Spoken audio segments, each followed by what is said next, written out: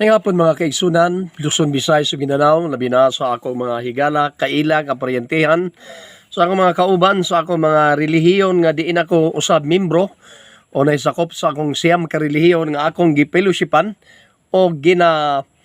adtuan sa panahon nga kung asa ko dapit magpanarbaho o magalaag, magasuroy sa akong paglaag-laag ni maong kalibutan mga kaigsunan o usab sa ako mga kaigsunan sa Maharlika Tribal Kingdom, New Civil Society and Crown Corporation Sol. Ning kaponon akong ibutyag kaninyo kining maong Maharlika Tribal Kingdom, New Civil Society and Crown Corporation Sol. Namugna og ni na-create ang Maharlika Tribal Kingdom tungod ni ining the tribal law and international law and constitutional law, April Law Republic Act 8371 and the United Nations Declaration